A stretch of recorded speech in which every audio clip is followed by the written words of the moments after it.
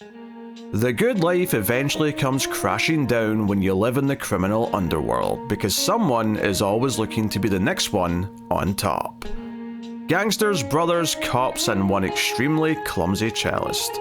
We continue John Woo season with A Better Tomorrow.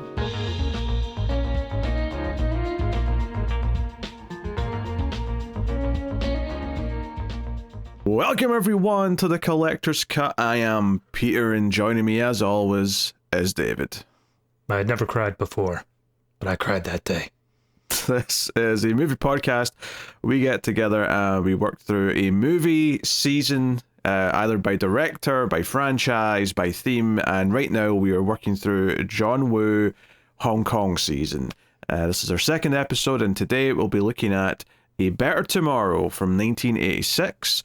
We will start spoiler-free, of course, as we always do. We'll give you a warning before we get to the spoilers, and of course, if you're enjoying the show on YouTube, hit the like button, helps out a bunch if you do, and you can support everything over at Patreon and get some bonuses, but I'll tell you more about that at the end of the episode. So, did you know much about this one, Karan, David? Nope, not a goddamn... Yeah, all I knew about it was that you were saying that this is one that kind of elevated John Woo, that kind of got him to another level, and that's all I got. Yeah, I mean, I didn't know much about the plot or anything like that. I just, it's one that I've heard the title a bunch. I've seen a poster or like a key art piece enough times that it's like, okay, this is clearly one of those ones. And yeah, it's kind of right there at the start of his big golden era, I suppose, if you will. So Chow Fat's in this, who of course he collaborates with a bunch of times. From not that he's necessarily the main character, but he's a fairly prominent role in here. But yeah, we'll get into it. The basic premise of this one is that we have we have gangsters, mobsters, organized crime. We have a main character and his little brother who doesn't know he's a criminal, who is actually going to be a police officer. We've got betrayals, we've got revenge, we've got all sorts of things over the course of it. But otherwise, we'll save most of the plot stuff for spoilers. Partly because I'm not even sure how to give you a clean one-sentence synopsis of what the plot of this is. It's a complicated movie. It doesn't follow the same beats, but I would say that there are at least some passing similarities. And forgive me, I don't remember what the name of the original was, but The Departed. Whatever the original one that was made. Infernal Affairs. David. That's it. Yep. You filthy swine. How dare you? I'm so sorry that I know the one that was nominated for all the Oscars and not the other one. Yeah, the one that starred Mark Wahlberg. Don't say anymore. You say starred. He was in a background role. He was there enough. God damn it. He was there enough. Yeah, it's complicated. I mean, it's not that complicated. Like, it's easy to understand. There's nothing complex to like follow necessarily. But yeah, it's just not like a simple log line of, there's a heist movie. A bunch of guys are going to rob a bank. One of them betrays them. That's the story. Like, it doesn't have that simple premise. Honestly, I would say whatever premise you could give pretty much just completely changes by like the 30-minute mark of this movie. Like, this is a movie that constantly has an evolving status quo, not something that's locked into place super early on. Yeah, it probably has the most clean Act 1 to Act 2 break of any movie I've seen, just because, there's like, there's a big time jump, there's like, this really was all set up before the rest of the story, kind of thing. But yeah, we'll get into everything and talk about whatnot. Obviously, Heroes Shed No Tears was more of a sort of, not a war movie, but it was, it was a bunch of soldiers, it was in the jungle or the forest, and there was a lot of just constant gunfire. This is, dare I say, a little scaled back from that. It's not constant action and fighting. There's some, of course, but it's not every 2 minutes the way that movie was. So a little bit different. I mean, I would say, as soon as the first act ends, you get a nice long section of like no action at all, where we're just getting character development. And that's, I was honest to God surprised from what I know of John Woo that it was that restrained for that long. Yeah, well, I mean, one of our biggest critiques of Heroes Shed No Tears is there was barely any plot. I mean, you can't say this one does not have plot. It absolutely does. We can debate how much effective we think it is, but it's definitely plot. So, so without further ado, David, what did you think of A Better Tomorrow? I really liked it. I I don't even know what more to really say about it in terms of like trying not to be spoiler free, but like it is such a well done movie. I think the bit that got me is that there are like six, maybe more different like factions that are all going for like all similar things, obviously oppositional on some sides, but like even within people who are on the same quote unquote side, there's these smaller motivations in there, and they all feel so fleshed out. None of them feel like they're really taking a back seat at any given point, and it's handled in a way that by the time we get to the end, I don't think that anything was shortchanged. It feels like everything was given its time to breathe. We got everything there. The only thing that I'll say is maybe a little bit overlooked is they try to give one of the characters a romantic slash like a relationship at the very least. And that's the only one that I'm like, I get the purpose of it is to inform another subplot, but it's just kind of letting the whole relationship side of thing like completely down. That's the only subplot that I think is just not actually fleshed out, but everything else, fantastic. And then I'm not ever one to really notice the score, but damn, like the main theme in this, they played it throughout, and I feel like it always had a nice little punch to it every time it played. Visuals as well, but I'm sure you'll get more into that as well. So yeah, no, I really don't have many bad things to say about this at all. I think it's really, really, really well done. Yeah, I mean, I would think you mentioned the music there. There's the main theme, but for me, what I was enjoying more than that, I mean, the main theme was good, but for me, it was just every so often there'd be a scene starting, and there'd just be like a few notes of synth just to like kick the scene off, and it would just sort of get you in the mood. It's like, okay, this is definitely 1986 in every single way possible. Yeah, no, it's a solid movie. It's fun. It does have a few cheesier qualities here or there, or moments where someone's a bit more of a mustache twirling villain, or you know, and there's maybe a couple of obvious moments that you can sort of see coming right before they happen. Well, it's like, you know, oh, this is my last job, I'm out after this. Oh, are you now? I'd be ashamed if something bad was going to happen. You know, simple stuff like that, simple tropes of the genre that are still there. But no, I mean, I think these central performances are good. There's definitely, it's a shame that the one female character is, I thought they were going to do more with her, and that's why she got such a big bit of setup where like, oh, look at how clumsy she is. And I feel like after the first act, her clumsiness had zero impact on anything. I thought that was going to be important later on. Yeah, like I said, the relationship stuff, it informs another subplot, but it's not there for its own plot. Yeah. So no, I mean, I like the main trio of cast. I would say that being the two brothers and then Chow Yun-fat kind of on the side. I liked whenever action does happen, it does have a nice sort of bit of stylized punch to it, but it's not overly, you know, it's not like, you know, because the last movie, Hero Shed No Tears, it's like, oh, we spent all of our budget on pyrotechnics and squibs. This doesn't have anywhere near as much as that, but it's also not so stylistic that it's like, you know, I guess later John Woo, where there's like slow motion doves flying around or things like that. It's a little bit more restrained in that sense, but it does have a little bit of flair into the sense where it feels like, so this is just a weird comparison point, but for Screams After Midnight, and this will definitely be out before the Screams review is out, but I had to watch and review the 5th Resident Evil movie. Ooh, right? I'm so sorry. So technically horror, but obviously those movies are more actiony. And one of the complaints I have with that particular franchise, that series of movies, is that every time there is gunplay of any kind, so often, more often than not, the characters just stand still and keep shooting because Paul W.S. Anderson thinks that looks cool. But there's never a sense of purpose or like trying to get anywhere or anything like that. Something as simple as like, oh, like this is where our exit is. We have to try and get there. So there's like a goal in mind whilst we're trying to like shoot and like duck and, you know, hide behind cover and so on. There's a sense of purpose throughout the scene and not just, I'm going to stand here in slow motion and fire guns in both hands until thing happens. And I think it's particularly interesting to compare it to a John Woo movie, because John Woo's known for having the cool gun scenes, and yeah, there are scenes in this movie where Chow Yun-fat is dual wielding, and it does come off as kind of cool. It comes off like he's kind of a badass, and it works, and it feels like it's accomplishing something. And there's a reason why he's like maybe acting a little reckless and doing what he's doing, but by doing it this way, as opposed to just, no, this is the status. Every time the gun comes out in Resident Evil Retribution, she has to stand there like that and shoot exactly like this, and just always, she's always posing for the shot, as opposed to actually acting in the scene. So the comparison between those two did this movie a world of favor. I'm just going to say that. So you gave Resident Evil like an 8? I gave that movie a 2 out of 10, David. Thank you very much. All right, fair enough. Absolute trash.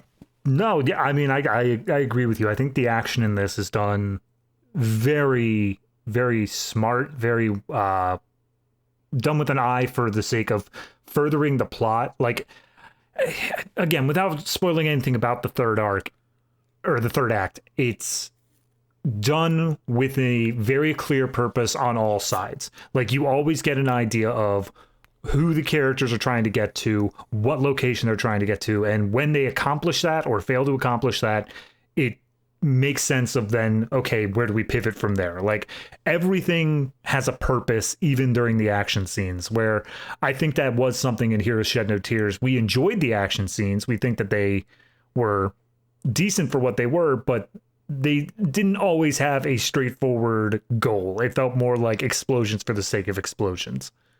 Yeah, and obviously if you really want to be a dick about this, you can be really snooty and say, oh, well, the goal is to survive. Well, yeah, technically that's always a goal, but it's not really enough for the movie scene. Thank you very much. I was going to say, isn't that just every movie ever? I don't think there's what movie starts with, my goal is to have my character kill himself. Yeah, I mean, technically you could say that about a lighthearted comedy. This character's motivation is to make it to tomorrow. Wow. A better tomorrow, some would say. I didn't even mean to use the word tomorrow in reference to this. Nice catch.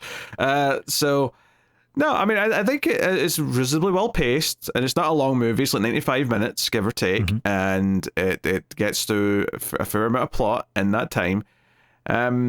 So, yeah, I don't have too much to say. I will say, like, as much as I do think it's a shame that the one female character is kind of shortchanged, like, I did at least kind of enjoy the scenes with her and with Kit.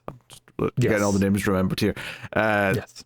You know, Jackie and Kit's scenes are fine enough to kind of like sort of humanize him a little bit and whatever, but it almost feels that there could have been a few more scenes with them, and you know, more of that debate or whatever. So I think the biggest thing is I felt like I got a good handle on how they were pre-time skip, because they were like kind of just starting a relationship, and we got a little bit of that and seeing their dynamic together. But then after we got out of the first act into the time skip, obviously their relationship has grown, but I never really felt like I got a good sense of how.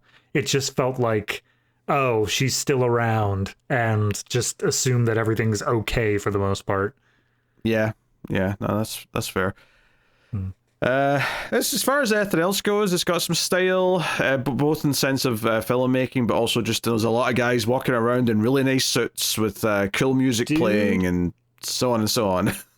I did not look up anything about this movie until probably about like 45 minutes in.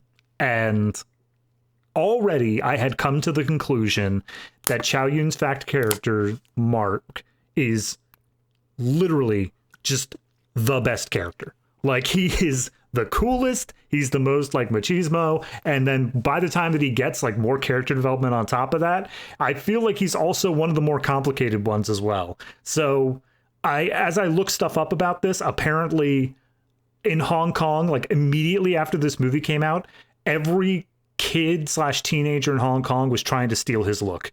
Like, they bought the duster jackets, they bought the sunglasses. I'm sure they were all chewing on matches, because that's all he does in this movie. Yeah. I mean, he kind of steals the show at times, and it's maybe not a surprise that some of the later movies that we're going to do in this season are starring him, and even some other like Hong Kong movies that are not by John Woo. Like, he's the star of a lot of them. You know, I've seen a few of them, like Tiger on the Beat and stuff like that. And I'm sure, you know what, there'll be future seasons for other Hong Kong movies to sprinkle into. So I'll take it. Not going to be the last we've seen of Chow Yun Fat. No, I mean, in this, what I was saying, what I was looking into was the idea that, again, he was so wildly popular, but also even before shooting, there was a version of the script that they were going in on that was basically Mark as a tertiary character. Like, once they saw Chow Yun-fat's ability and like what he brought to the role, they expanded his character out significantly, and I think all the better for it. Yeah, because it makes it more of an interesting kind of triangle as opposed to just the two brothers story, which, Yeah.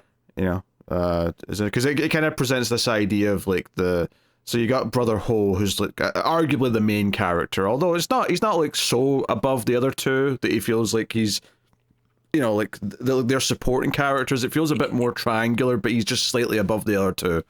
It's only because he is the link between the two, and also like his position beforehand makes him more important. Yeah, but he, you know, you have him kind of being pulled from like, okay, the brother who's like the family good life, and then like his friend in the crime, like organized crime family who represents that side. But it's also kind of this really weirdly healthy friendship. So he's sort of pulled between these two, you know, a literal brother and like a friend brother, and you know, they got that going on. So yeah, it fits naturally into what they're doing, for sure. So. I think we're probably just going to dive into spoilers soon. I don't know how much more we can really say without, but it's a solid movie. I don't think it's like, you know, I didn't leave this thinking, oh, I've just seen one of the all-timers by any stretch, but it definitely felt like a really solid, like, okay, I can see why John Woo started really picking up steam, why this style is going to be a thing for, you know, multiple movies, why it got sequels, all the rest of it. Yeah, no, there's... You and I don't know about you, but at least when I'm sometimes like reading comics or something like that, there will be a writer who's just, in my eyes, absolute trash. Like, I see them and I'm just like, why are you still given books? Why are you still allowed to do this stuff? And it's always, every time I look into it, it's always that there was something back in the 90s or something like that where they just had like an amazing run that is like lauded and everyone loves it. This, from what I've seen of John Woo, which is again Mission Impossible 2 and Face Off, I never got it. I was like, why is everyone talking about John Woo being so great? And seeing this, I'm like, okay, he did have a period. He was like really good here for a minute. I am, you know, I don't know what season it'll be in, but we get to talk about some things like Face Off and other like mid to late 90s John Woo movies. I am fascinated to see how I feel about them and what value they have, because arguably some of them have like high quality B movie potential. Yeah, so that's it. I don't think, from my memory, Face Off is a unwatchably bad movie in the same way that like Mission Impossible 2 was. Not even but close. I do think it's like stupid as hell, kind of fun. I mean, the entire premise is that they're going to swap faces, and of course it's like, well, why do their voices not, you know, still sound like the same actor? Microchip in the throat or something, blah blah blah. Don't worry about it. Wait, but why do both of them get microchips? If only the one needed to shut up, enjoy the movie. Now, it's been all since I've seen Face Off, so anyone who's a super big Face Off fan, if anything we just said there was inaccurate, yeah, it probably was. It's been a long ass time. I don't remember. I'd like to greet all two of you. Congratulations, both Face Off fans. I think you'd be surprised how much of a following Face Off has. Probably. All right, spoilers for A Better Tomorrow. We are getting into it. That is commenced. So, you know, the opening half hour, right? You know, it sets up kind of the life that was, which is you got Brother Ho and you've got Mark, Chow Yun-fat's character. Ho's played by Lung Ti. And they are in suits. They are high on life. They think they're all that, and they are, you know, they're part of this organized crime unit that are making counterfeit bills, and ultimately we follow them picking up these bills and just kind of enjoying life. Like, and notably it's American bills they're printing here, because they're going to be giving them to some foreigners who are going to give them some, I assume, local currency in exchange. Yeah, they make a specific thing here of showing that, like, I assume the Hong Kong currency, like, You can shine another UV light and it has like all these special protections or whatever. Meanwhile, American money was so stupidly easy to counterfeit. Apparently, there's like 0 protections on it. It's just it's paper, whatever. Yeah, but it's like it's showing you them in their element and like, okay, they feel like the top dogs, they think they're all that. And if you've ever watched a story about organized crime before, you're like, well, until someone else takes it from you, because they want to become the top dog. And it's not like they're in charge. It's not like they're the boss of this crime family. They're working under the old man. But they are still pretty high ranking. You get the feel that they're not just your average like grunts doing these jobs. The other bit of it is, as they're going around, like you get this feeling that it is fun. Like this isn't a thing where it's like, oh, they're going out and acting like bullies or whatever else like that, or like they have a strictly professional relationship. Like they're cracking jokes with each other. They're like roughhousing around a little bit. Like it's a good time for them. I mean, these two are definitely like that with each other, but even with other characters, like there's a point where I think they're leaving the counterfeiting place. And Chow Yun-fat like sees the driver coughing and he like pulls out a wad of cash and just puts it in his pocket and says, hey, take that and go to a doctor. And it contrasts really well with later on in the movie when Chow Yun-fat's washing the windows and like the gangster in charge then just throws money on the ground, and it's really like disrespectful and kind of like so there's a contrast of like, okay, these guys are criminals, but they don't seem overly violent or malicious. They seem like they're pretty easy to get along with, and as long as no one's trying any bullshit, they're quite happy to have a good time with you. Yeah, when he sits down with, I think, the guy who exchanged the currencies, they're talking about how his brother's like graduating today. And it's like, this is not the kind of stuff that you just have with business acquaintances. Like, this guy knows your personal life. The thing I wasn't sure about, actually, is of the people who were getting this money, because at first I assumed someone's buying this counterfeit money knowing that it's counterfeit, but then obviously once the scene plays out, I'm like, I'm not actually sure. I think they might have just tricked them into exchanging a bunch of fake money for real money. Entirely possible, but there's easier ways to transfer currency that's not illegal. I would assume that they're like, you wouldn't have to do this. Yeah. I mean, presumably, like the fake money's technically more valuable in terms of what it's supposed to be, but the real money's whatever amount. So I guess that makes sense. Everything's going well, and we see that Brother Ho, he's got a good relationship with his young brother who he visits, and they actually foreshadow the rest of the movie because his young brother pretends to be a cop for a second and like puts him up against the wall, but then he turns around and they start basically play fighting and like whatever, like just, and we see that a couple times where it's all very nice and it's all very kind of whatever. It's not until they go to see their sick dad who's in like a sort of hospital, and the older brother Ho goes in and talks to the dad, and the dad's like, look, your young brother doesn't know what you do for a living.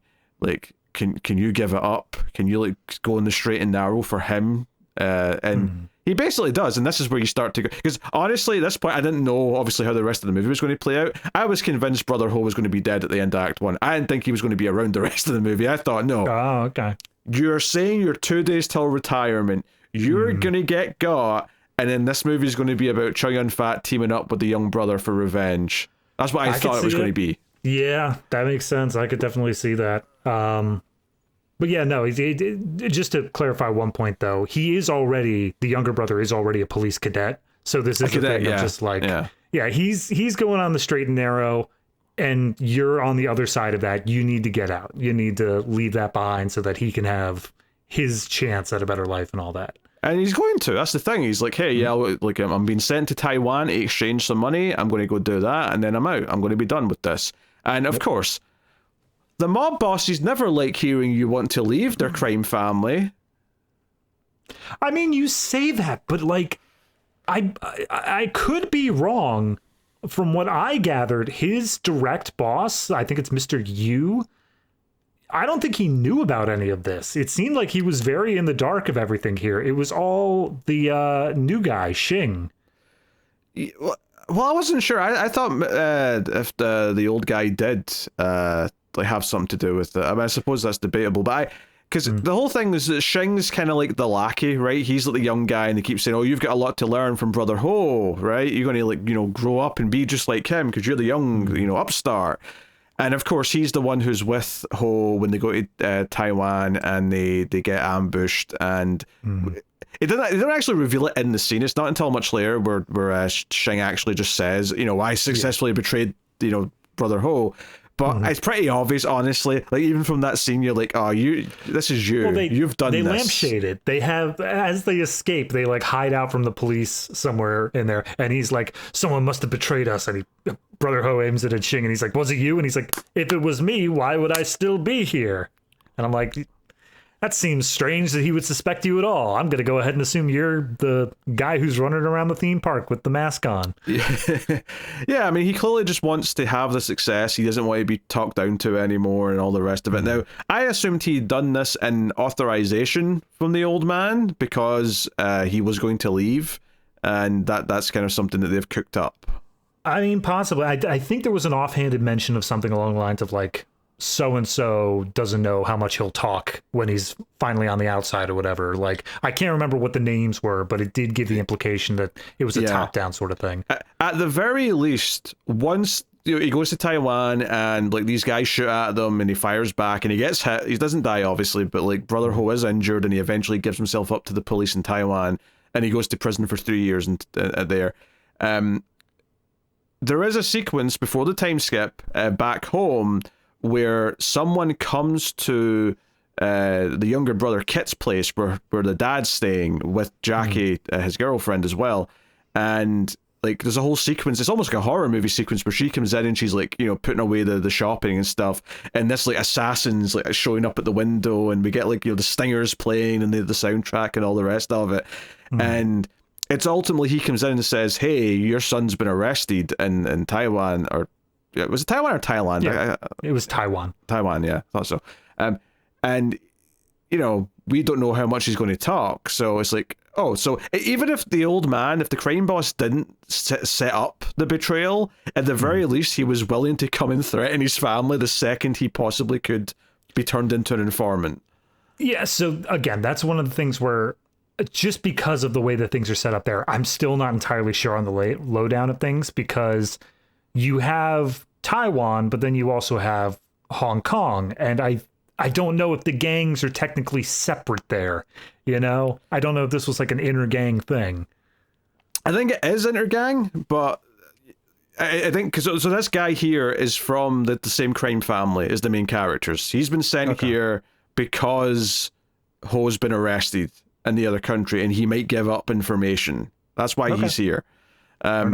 So yeah, I mean, this is all fun. There's a whole sort of sequence here where he's trying to like strangle the old man. Jackie tries to, once she notices he's here, she starts hitting him with things, and then the younger brother Kit comes in and he starts getting involved in the fight. And it's all a rummage in the dark basically until the old man gets shot and he dies. And as he's dying, he's like, forgive your big brother. And it's like, oh no, this is how he finds out.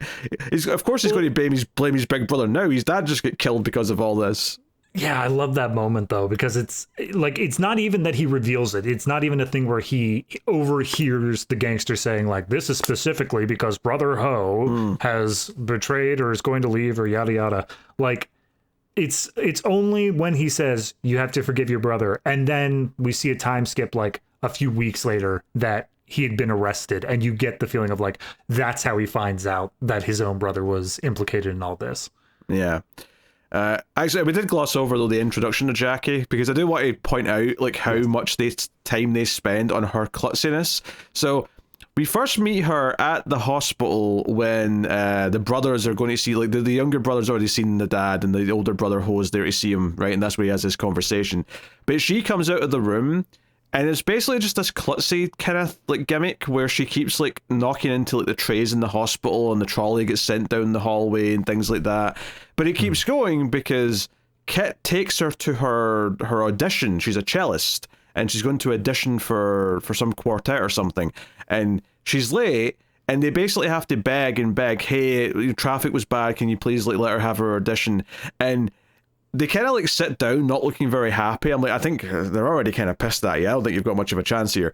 But well, they're especially pissed off because as they were trying to like leave, that's when I think its kid is actually banging around with the cello case, and he ends up knocking over who they specifically say is a pregnant woman, and it's like, oh yeah, no, they'd be pissed. That's fair. Yeah, and then when she's playing the cello, she ends up like sort of again being klutzy and like knocking over the music stand and all the rest of it. My favorite part of it though is like when they're coming outside and she's really upset and she's like, oh, you were no help at all, this is a whole mess, I will never be a musician, blah blah. He's still holding the cello case and he turns around and accidentally like knocks out a window of a car, and then the guy who sticks his head out is one of the people who were the auditioners inside, and it gave me a laugh. But it's kind of funny just how like slapstick comedy these couple of scenes are when we introduce Jackie early on in the movie, when I don't really feel like it comes up that, like, I thought at the very least, like, when the assassin, I mean, again, assassin may not be quite the right term, but when the crime guy's in the house and he's going after the old man and she's trying to help fight him off, I thought, oh, maybe, like, they'll do something here where she'll accidentally get a good blow in because she'll knock a vase over or something and it'll hit the guy or something. They play on it, but it never really came into effect. So no, it's I mean, the first 20 minutes of this movie are completely bloodless, completely action free. Like, you see the crime stuff of them going around, but it's the counterfeiting, it's the picking up money, dropping off stuff. Like, it's nothing to do with like big action scenes. It isn't until you get the surprise betrayal shootout scene that you actually get any sort of real action. So all of this up to this point is just there for the sake of, look how good everyone's lives are right now, and by God, he's gonna make it past his 2 days to retirement. Yeah, and of course Chow in fact didn't go to Taiwan, right? For this, he wasn't sent on that mission, but when he hears about what's happened, he is not happy. It's just a little irate, just a little bit upset. So he actually, just on his own, goes to Taiwan, finds out where these guys are going to be hanging out, the group that ambushed his friend, and he effectively does like a smart thing where he plants some extra guns and some plant pots on the way to the room that he knows they're in the back of this club. And then he just walks in and starts blasting. Like, he this is the meme. Anyway, he started blasting. And he like kills half of them very quickly, but then there's like maybe a few stragglers and they get to him, and he gets shot twice in the leg, which is why he's in a leg brace for the rest of the movie. But he does kill all of them. Like, he just mercilessly just assassinates them all because they turned on his friend.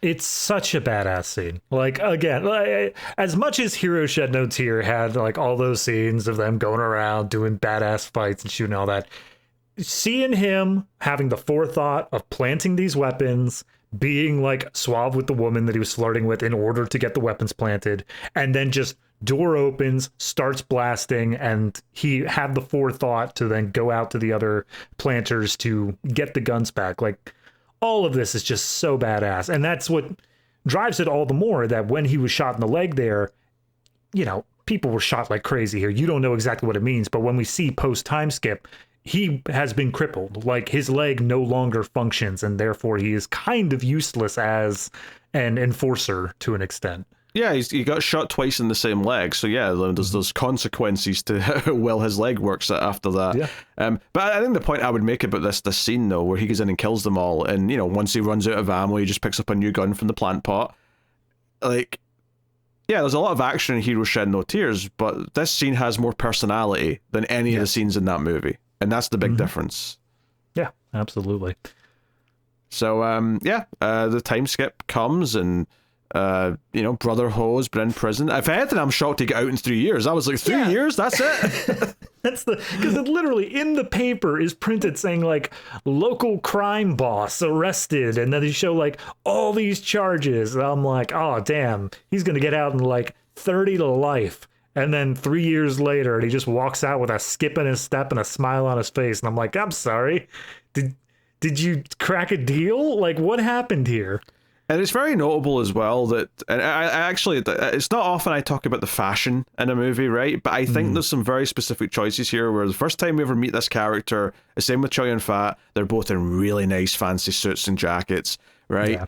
And when he got betrayed, when he went to that meeting, Ho had switched to an all-white suit, so he looked especially like fancy and dapper, and that's when he got betrayed. And of course, blood shows up really nice on a white suit, which is why you do it in an action movie.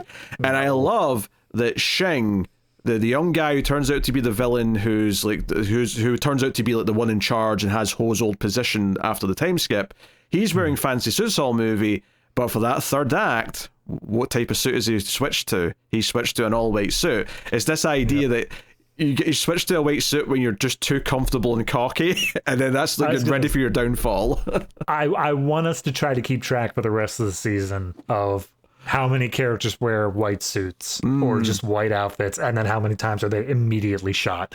Yeah, because and the reason why I was bringing this up is because when he walks out of that prison, he's wearing like a cheap jacket, like a not like a proper coat, but just like a sort of cheap jacket with some jeans or whatever it is. He looks like a normal dude, and it's like, oh, he's been humbled in this way where he doesn't look upset about it. He's kind of seems to be quite accepting of his new life, and he's happy enough.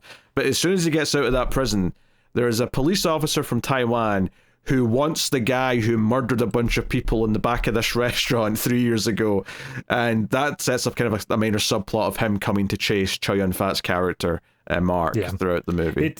It's literally just like an extradition sort of thing, but also they can't find him. So it's a whatever, but it's giving a little bit of extra on why Mark is also in a little bit of dire straits, because otherwise Mark can do whatever he wants. Like, there's nothing pushing down on him except for this. Yeah. So we see that he's now this kind of lowly person in the group. He's washing the cars of Cheung and stuff like that, and begging for scraps. We see that the little brother, Kit, is now a police officer. He's chasing people down. He's seemingly very committed and doing good work.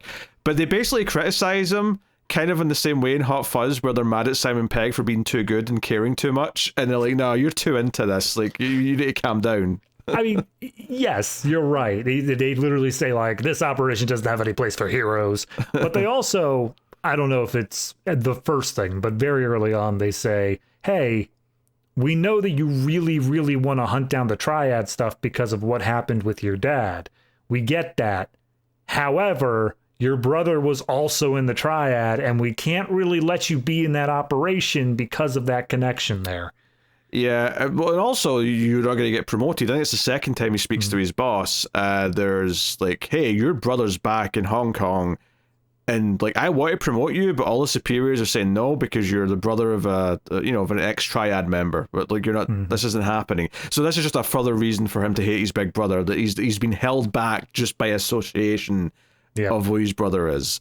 So that sets up all that. But he's living with Jackie. They've got a life together, and they're they're visiting his father's grave in the rain, and all the super dramatic stuff. In fact, I love the scene where they're just coming home in the taxi, and he sees Brother Ho like standing outside in the rain, and he tells the driver to stop. And I thought, oh, they're going to have this moment where he's like, it's really awkward because he's not had a chance to speak to him about everything that happened, about the father's dead.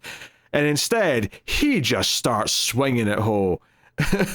Well, there was a sequence a little bit earlier on when he came to visit Kit. Blinking on it's not Kit. Yeah. Kit at the police training academy, and they get a little bit roughhousey. They get into like a little fake fight or whatever. But it's nothing too serious. It's very just playing around. And then this sequence starts, and it's, again, opposite weather. It's dark. It's rainy. We've had all this time pass. But then it starts with him like throwing a punch, doing a shove, the same sort of way that the other one started. But then it just keeps the beat down going. And like Jackie tries to intervene and he pushes her off. And you feel like the anger that has been building up for 3 years here. Again, it's just a complete contrast to that earlier scene. In the same way that the clothes have changed so much in this 3 years. And because when we first see Chow Yun-fat, again, he's not in a suit anymore. He's in like, run-down clothes. He's kind of hobbling around. Hole that they specifically show on the top of his sweater. Like, they frame the shot so that's super visible. Yeah, because I think during the opening, like 10-15 minutes, I was thinking, this might be a lot of fun, but like, I'm not super in love with movies like glamorizing the idea of being like a mobster. Like, I'm not necessarily in love with glamorizing that. But obviously, once you get to this part, you're like, oh no, this didn't pay for any of them. This, like, they were on top of the world for a minute, but like everything came crashing down. Well, that's the craziest part is when I was doing the research into what, was from this movie, and especially Mark's character being so idolized and all the kids wanting to be him. Apparently they got massive blowback from like politicians and stuff like that, saying like, oh, you're glamorizing the mob lifestyle, all these kids want to dress up to be mobsters. And it's like, did they watch the movie? Yeah, the movie is pretty adamant about, no, this was even later on, Brother Ho literally says, I took the wrong path. It is the wrong path. You chose the right path. Do not do the thing. But no, it's I don't know. I understand where it comes from the point of like, you made the character too cool that like all the kids are missing the point, but that's not his fault. You can't tell Chow Yun Fat to turn down the cool. But I mean, we see kind of where they all are now, and ultimately Ho goes and gets work at a taxi rank. He goes to like a cab company, and like at first he's like, oh, I've been out of the country on business for 3 years, and the guy running the place is like, shut up, you've been in jail. And it sounds like he's about to like grill him for it, but then he's like, hey, most of the people who work here are all ex-cons because no one will hire ex-cons. So like this is like a rehabilitation job. Like welcome, so they all welcome him. It's kind of nice. It's actually kind of wholesome in a weird way that they're all ready to like give him this chance, and he is trying. That's the thing. He I know there's a name for this character, but I cannot remember. Not like in the movie, but the trope where he's very forgiving. He's got always this sage wisdom of like, stick to your principles and don't fall back in your old ways, whatever. If anything, he feels like a sponsor. He feels like someone who's like, look, I'm here to make sure that you are given the chance to succeed as best as we can possibly give you. Yeah, and I think this middle portion of the movie, obviously it's the slowest part in the sense that it has a lot of things to kind of build up and establish, after the time skip and kind of get all the things center stage. There's a lot of Cheung being the sleazy guy in charge and talking down and, hey, you're going to come and speak to me. There's a scene where after Ho and Mark kind of meet up again, right? And at first, Ho's like, hey, you didn't tell me in your letters that this is how things were going. So first up that. I imagine all the letters were just like, oh, things are going great. I just bought a new suit. Everything's fine. And then he watches him pick up some crumpled dollar bills off the ground. And he's like, hey, excuse me, bro. What the hell? But they go for a drink, and it's actually at the same club where Shing's at with his goons in a different part of the club. But someone tells Cheung they're here, and he like comes round and crashes the table and insists on joining them. And it's got that kind of vibe of, oh, I'm pretending to be nice. Aren't we all friends and family here? But it's oozing in like, discontent. He keeps on coming back to the idea of just like, hey, Brother Ho, I wouldn't be in this amazing position I am now if it wasn't for you helping me escape the police back then. But let's be clear, I'm in the position now.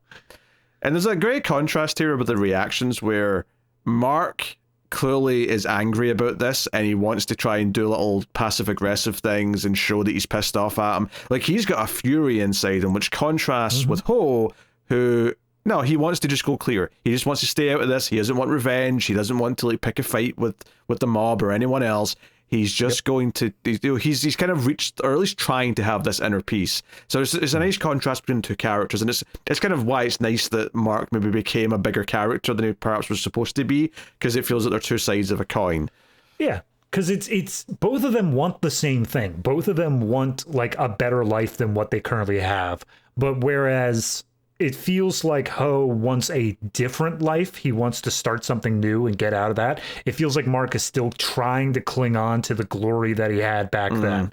Not that he specifically wants that role again. Not that he specifically wants like to be restored under the crime empire or whatever. But he wants that sort of style and glory back under his wing. And the other thing, just to slightly move ahead, is that because Brother Kit is so involved with the triad, he's constantly trailing Cheung. He's constantly trying to stay on him. So he also is at the club and he watched this happen, and we get the whole misunderstanding where he thinks that his brother's fallen right back in again as soon as he gotten out.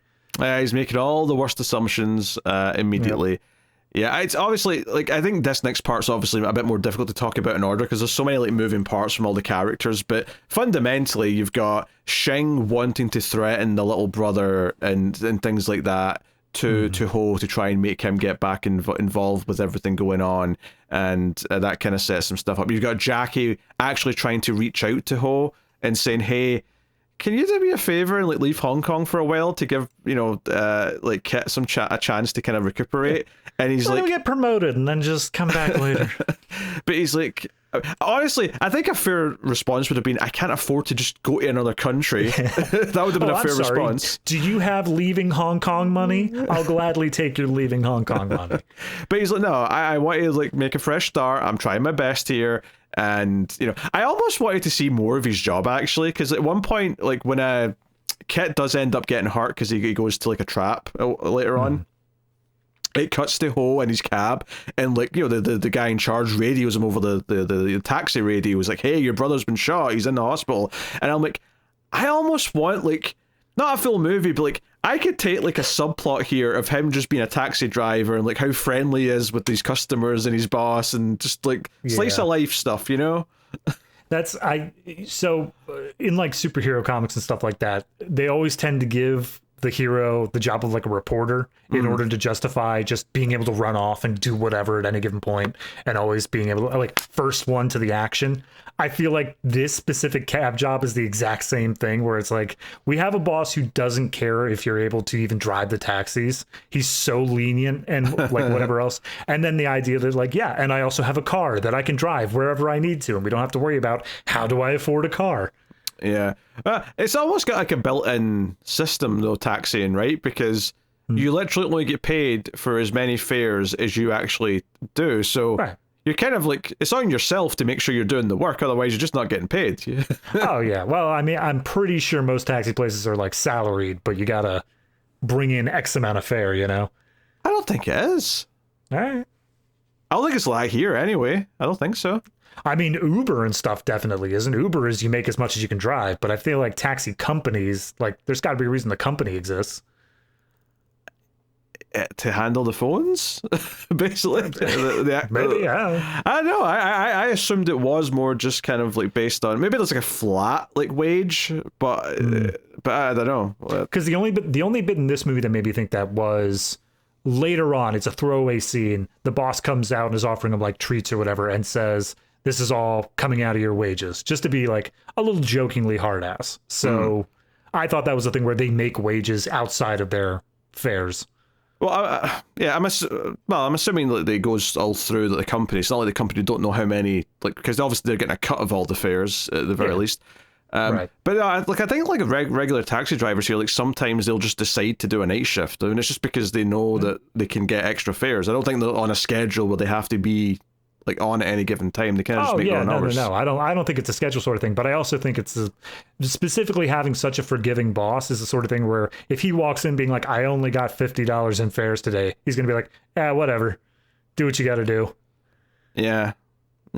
I've never been a taxi driver. I don't even drive a car, so I mean, I'm the last person who should be saying this. The impression I've always got is that it's relatively on you to, like, make sure you're getting enough fares, kind of thing. But well, with such our widespread audience, whoever out there drives a taxi, not an Uber, an actual taxi, let us know.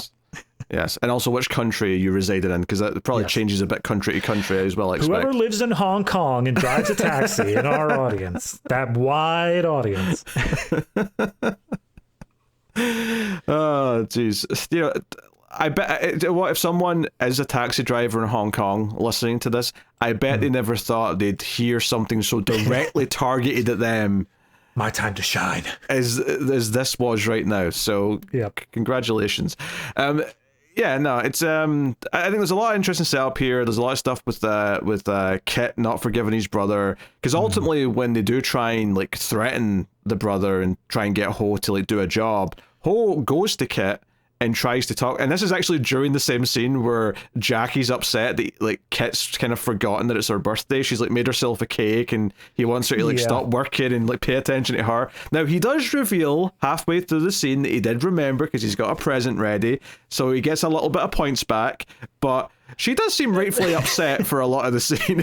No. You say gets a little bit of points back. Like, okay, maybe if this is how their dynamic is, but if you're, I'm going to say wife, because I don't know if, like, maybe it's just girlfriend, but if your significant other has to turn off the lights while you're typing to try to get your attention, and you just turn on a little desk lamp to continue typing, you're on the couch for a month, my guy. It doesn't matter what you come back with. I mean, she seemed to like the present. She seemed fair, whatever, so be it. But like, nah, the candles were almost completely burned down. Like, he played the joke a little too long for me. Because then they're kissing and he gets distracted because like someone's at the door or whatever, and she's like, no, don't stop, don't, I'll be mad at you, I don't want to be mad at you on my birthday, keep kissing me. It's she makes a wish and he's like, so what was your wish? And she's like, you really want to know? And he's like, yeah, of course. I want you to make up with your brother. And he's like, God damn you, woman. How dare you ask me that? And then Brother Ho shows up and he's like, hey, you know, like they're, you know, doing this and that. But the big thing here, though, is that he thinks he's found a clue. He dumps all of his trash out. Yeah, let's be clear about that. He's following around Xing's group. He thinks he sees them talk about a meetup happening, and then they throw it in a dumpster. What does he do? Well, he grabs the trash bag, and you'd think, oh, he dumps it out when he gets to a safe distance. Correct. However, the safe distance is his kitchen, and he just dumps it out on the ground, and then once he finds the paper, he's like, great, I'm going to go hop in the shower, and then the girlfriend has to clean up the mess. She's put like a bandana on over her face to try and hide the smell. I'm like, you're putting up with a lot here, Jackie. I think Kit's needs a wake up call. Again, that it feels like that's trying to show a dynamic where he's so obsessed with the case that he's not like paying her the proper attention. But I never felt like we saw her proper reaction to that. We never saw her fully develop that idea out.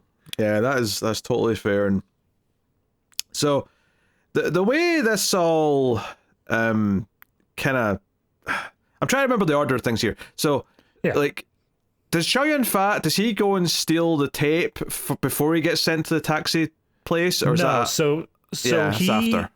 The first thing that happens is the brother comes in and says, "Hey, they don't like the fact that you're following them, and they're going to try to do something to lure you into a trap. Don't fall for any super obvious things when you think you found a clue." And then he fishes that thing out of the trash and says, well, this wasn't super obvious, so I guess I'm going to do it.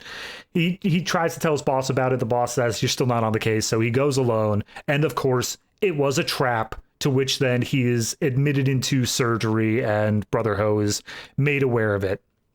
To which the police then say, hey, we hope that means that you'll help us. Like, if Xing is, you've got an in with them, we would like to use that to our advantage. Cut to a rooftop where Xing is beating the ever-loving crap out of Mark. That's right. I really liked how this scene looked, actually, because they do that top-down shot where you can see like the highways and stuff like off to the side, but you just get like sort of the edge of this building, and he's getting punched.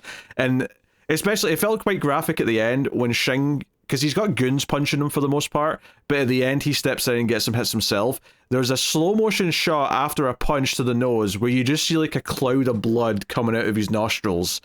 It'd be one thing if like it were a spray that happened like as soon as the punch happened, because then you'd be like, oh, that was probably just like squeezing a sponge or something. But no, it was punch, beat, and then just dripping like an explosion clearly out of the nostrils. The fact that this was done, because if this was today, the blood would just be CG. They just added it in after. The fact that they had to do this in slow motion and like make it look authentic, and it looks as good as it does, is commendable. It's like maybe the most impressive from like a technical perspective shot of the movie. I'm like, yes, that was great.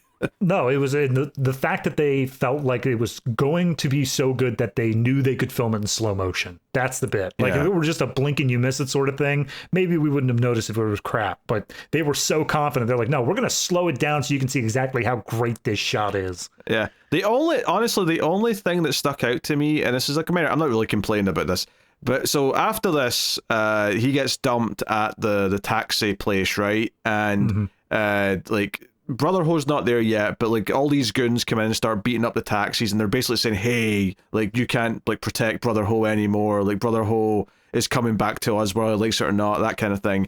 And they're just beating everything up, and the taxi guy tries to defend himself. Ho shows up eventually, gets involved, starts fighting back, and the taxi guy is like, "Hey, don't use violence. Like, this is your returning to your old ways." So on and so on. And there's a whole thing here where the Taiwan cop shows up and they have to sneak Mark away in a car, and there's a whole little bit here. But it's after this where Mark gets pissed at Ho because they drive out to a spot, he gets patched up a little bit, but they basically have it out, and it's this argument over what to do next and what they both want. And like, yeah, we're brothers, we're this, we're that, but you want something different than I do. And this is what leads to Mark going to steal this tape of evidence from the crime boss's building.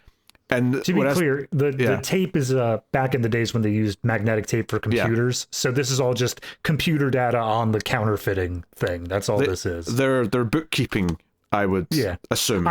It's either that or it's literally like the program of here is the counterfeit bill, and these guys had it. Yeah, because that would also make sense as to why they would want it back so bad. They can't counterfeit without it. So he makes this choice to get into that building, and he holds him at gunpoint. He steals the tape, and there's a bit of a shootout on his way out of the building as he's limping around. And again, this is one of these moments where the opening shot of this scene is him walking down this big wide like parking runway, and it just has that synth music playing as he's hobbling down the middle with his brace, but you know he's about to do something like kind of badass or stupid. He's got the duster back on. It's not like the same stylish one he has before, but it is like the long coat, and you're like, all right, there he is. He's back again. Yeah, and he's not quite himself again, but he's trying to be himself again, and that's kind of the point. But anyway, what I was getting to is there's one point here where he shoots someone and they go like fired back into some barrels, and you can actually see the strings that pulled the actor or the stuntman onto the barrels. That's fair. Now, admittedly, I'm watching in 4K. I'm watching like the most pristine possible way ever, and it's blinking, you'll miss it. But I just happen to notice them, and it's like, it's whatever, it's not a big deal. Yeah, 4K transfer, very nice, by the way, very colorful. Every time there was like anything, like the apartment earlier on in the movie that Jackie and Kit live in with his father, and it's all blue carpets. That looked great in 4K. Like the color was popping in that apartment. I was like, man, I never really think of myself wanting like something from the 80s, but I'm like, this actually feels like a really cool 80s apartment. So go for it. Like there's so many times, especially after, the time skip and style definitely take a hit. But even then, when they're wearing like what feels like a really 80s or like early 90s sort of sweatshirt or something like that, I'm still like, he's making it work. Like I'm not. It's not like it feels out of place. Yeah, there was just things. There was also like a bit of blue on the telephone they had as well, which it was like, oh, this matches the carpet. They put some thought into this set design. Yep. So no, I mean, this is all building up, of course, to the climax. But there's So that's the side of it from Mark, is he has this tape. He's gotten away with it. Bad guys want it. Brother Ho comes in. He changed his mind. He rides in on the motorcycle. You get that moment of like, all right, let's do this. Yes, back together again. That's when we cut to the bad guys, specifically Cheung. This is where we get his reveal of he's like, I am the one who betrayed Brother Ho. I was the one who made all this happen. And yes, that was very predictable. It's also very predictable that he's going to kill the old man, because the old man's like, oh no, you keep making stupid choices. And I'm like, old man, you're so dead. He wants your seat at the table. It's literally during this conversation, he gets a call from Brother Ho, and Brother Ho's like, let's meet up at the Buddha temple. You bring $2 million. We'll bring the magnetic tape. And he hangs up. And then the old man's like, was that him? What does he want? He's like, he wants to have dinner with you tonight. Go ahead and get yourself all fussed up for it. And the old man doesn't think anything of it, but the audience is like, he didn't say that. Something's going to happen at this dinner. Yep. And they have a bit of a standoff because they immediately grab Cheung, right? They kind of have him like as a hostage. Effectively, they grab him and have him at gunpoint, and it's all fine and well, but also by this point, Kit's out of hospital and he's like, trying to get involved and he's like mad. He tries to go to his superior and he's like, look, my arm's fine. It's a minor injury. Look, I'll lift up this chair. I'm fine.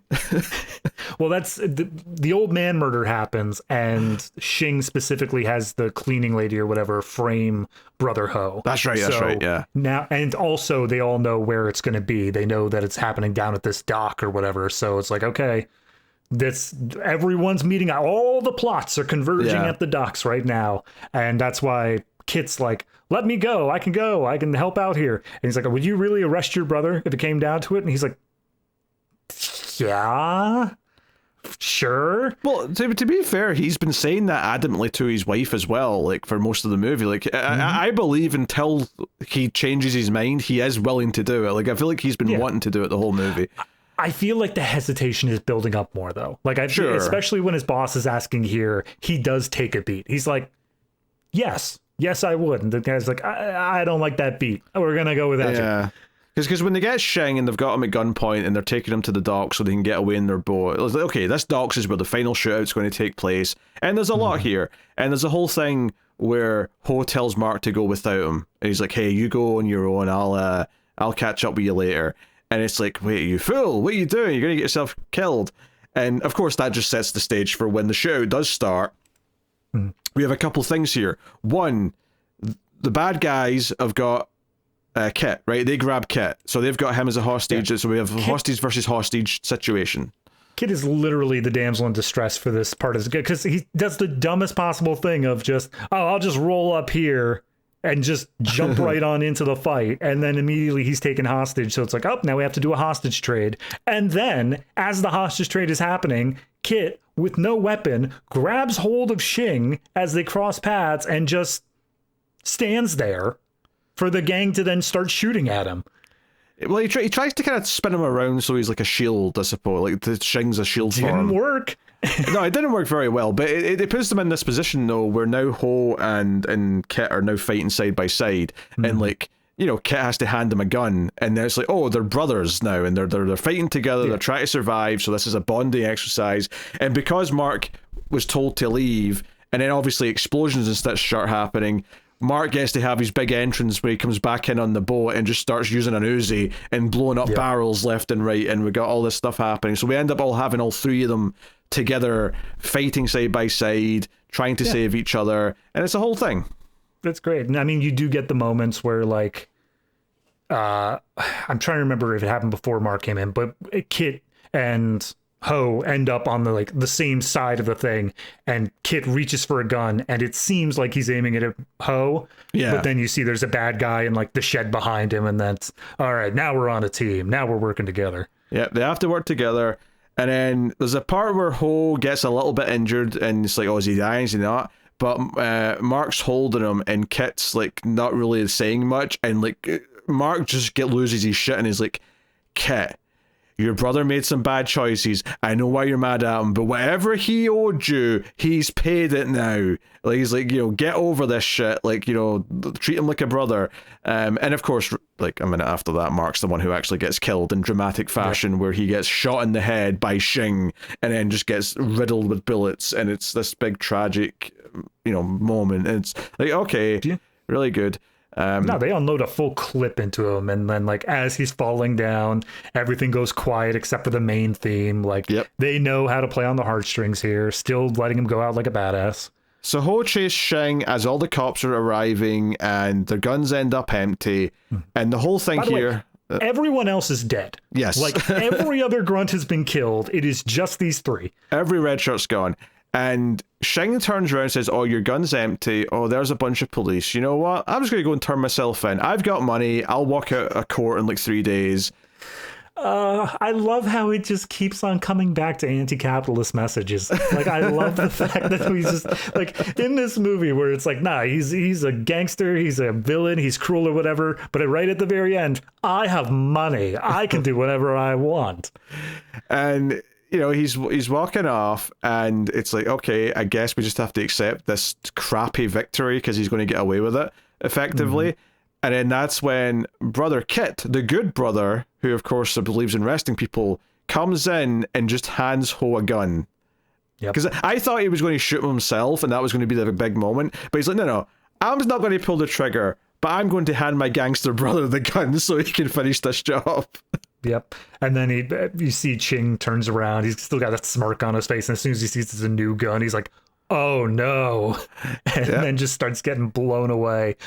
And his white suit, no less. Yes, in his white suit. Yep. And obviously the implication here is that Kit's turning around. He's not watching, and he's letting Ho leave on the speedboat. He's letting him get away so that he can, the system has failed. The fact that he has managed to give up on the idea of law and order means that Kit has abandoned his principles, as the taxi driver would say. Yeah, but Ho makes the choice. No, I'm going to stay and get arrested because I'm going to do this right. Like, I made some wrong choices. I took the wrong path. You're on the right path. This mess and you having to make this tough choice was all my fault because of what my life was. So I'm going to stay on this path. I'm going to do whatever time I need to do. You keep being you because you inspired me to be this better version of me.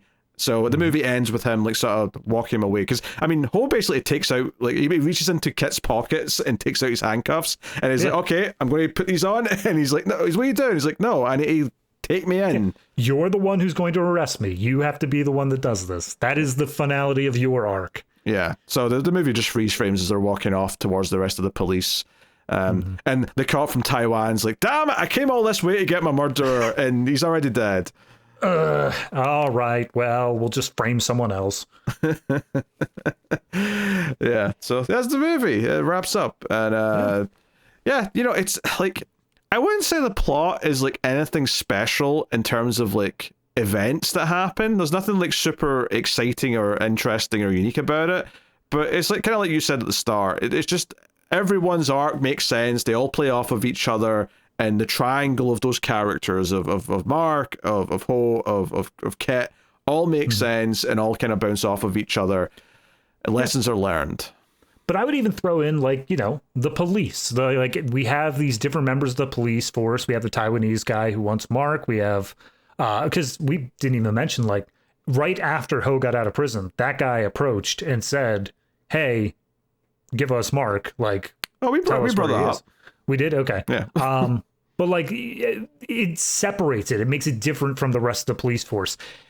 Also, I don't think it really comes up, but like during the sequence where that guy's talking to the other part of the police force, there's also a random American guy there who is speaking in one of the worst dubs I've seen in a long time. But that seems to be a trend, actually, and not just in Hong Kong movies. I feel like a lot of foreign movies, when they have an English-speaking character speaking in English, it tends to be really awkwardly dubbed and like just weird. And I guess it's just because the people in that country that are going to see the movie aren't going to be that bothered by the English character sounding weird, but to us it really sticks out as being, he sounds really strange. Yeah. We can tell your lips aren't matching, man. Something's going wrong here. I will say that final sequence, I think it's literally as Cheung is like running away, and it's just the final three. They show all the police arriving. They show all, like, the whole gang's here. And also Jackie. And I'm like, why is Jackie here? What possible purpose could she have to come down to the docks right now? She jumped in the back of the car. She was like, hey, like, there's stuff going on. My husband's like went off half cocked. I'm worried about him. In fairness, I think that could have been an okay sequence of her like finding out that he went off without the rest of the force and feeling worried about him and like trying to do something, but it's not shown, and she just shows up here. Yeah. Yeah, it would have been nice if she had maybe her arc finally like had some sort of like ending to it as well. Yeah, I honestly was considering, because we see the sequence where she comes up to the taxi place and like talks to him alone. I thought they might try to do some weird, like, not love triangle, but this thing where she becomes more friendly with him, with Ho, over the course of the movie, at the chagrin of Kit. Sure. But it doesn't really happen. I mean, yeah, but she kind of sympathizes with them. I kind of saw that as well. Again, not a love triangle. I'd have hated if they'd done that, but like, you know, just this idea that she's like willing to forgive him and is trying to like kind of almost like just lay the groundwork between the two of them to try and patch them up, you know, and try and step in and do that. Right. But she's not a bad character by any stretch. She has some good, memorable scenes. She just doesn't have quite the arc that the other characters get to have. Right. There's no conclusion to it. Yeah, I would argue there's also just a lot of lack of motivation there. I feel like I got a great idea of her character the before time skip, and then after that, we get one sequence where she seems to be like a teacher overseeing a little children's choir recital thing, and like I who is she to these kids? Like, is she a teacher now? Why did she go from doing these auditions to now a music teacher? I'd love to learn. I mean, I think if I was to be generous or maybe assume what was there in another draft of the script, or maybe before they cut some scenes, I think the idea of her having this dream of what her life she wants to have as being a cellist in concerts, and seeing that as the ideal, but accepting something a bit more modest that still lets her have her passions, relates to this idea of like, oh, I want to be on top of the world as a kingpin, and then that all comes crashing. Like, I can see kind of some parallels of like that desire for the better tomorrow being comparable there. It's just that it feels that maybe enough of it get cut out that like I'm really having to reach for it to get that. Yeah. Speaking of dreams, we skipped over it at the very beginning of the movie before anything else. Oh, I forgot about this until you just brought it up. Yeah. There is a sequence where Brother Ho is asleep, and we see that he has a dream of Kit being shot and seemingly dying, and he shoots up awake, and then the rest of the movie just happens. I thought for sure that was like a prophecy thing. And that's when we got to the third act, I was like, oh, he's showing up unannounced to the docks. Guess who's about to get shot? Yeah, well, I think it's just this idea of like, oh, my life is going to ruin my brother's life, maybe even literally get him killed at some point, and that's, you know, obviously all it really means. But yeah, I'd forgotten about that little moment at the start until you brought it up, because it is so disconnected weirdly, because we've not really been introduced to those characters yet, so it wasn't that memorable. If that makes sense. Right. Yeah.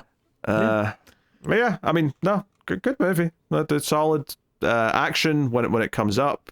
Character arcs are really solid as well. Good time. All right, David, what are you giving A Better Tomorrow out of 10?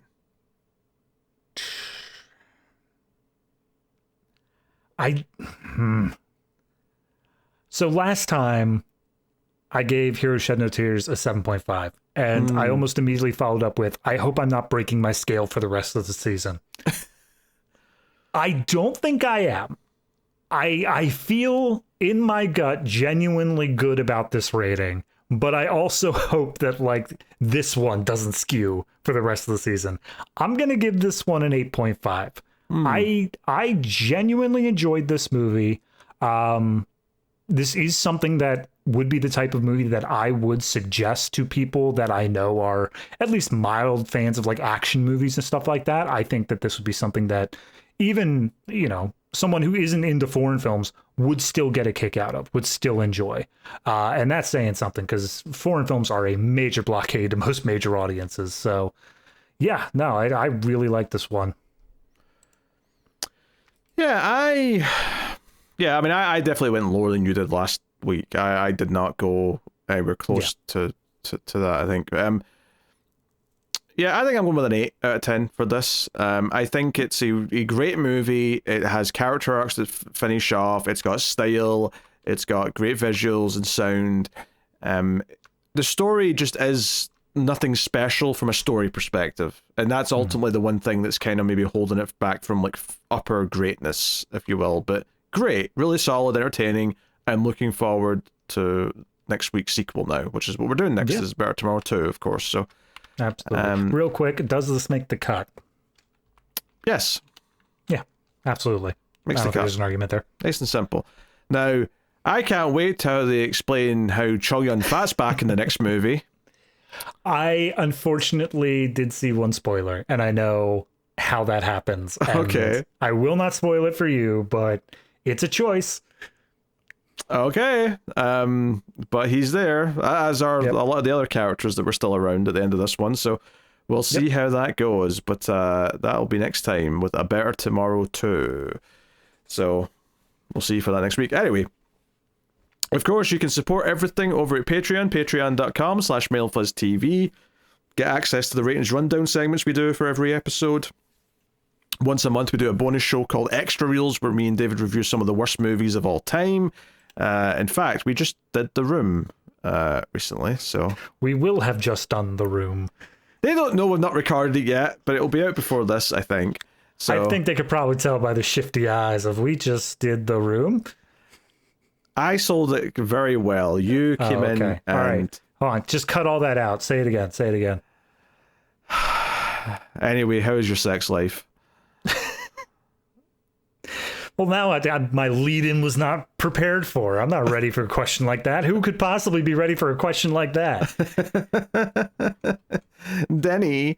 So yes, if you want to hear us talk about The Room, and as well as lots of other almost 40 other bad movies at this point, you can check out that on Patreon, or via YouTube membership if that's more convenient. But otherwise, that is us. Check out the other shows we have on Male Fuzz Movies, such as our sci-fi podcast that me and David do, the Atomic Cinema Experiment, or the Streams After Midnight horror movie podcast that I do with Tim. But you can check all that stuff out. But otherwise, that is us. So thank you for joining us. We do appreciate it. Keep watching movies, and if you can get it, it's always nice to have diplomatic immunity.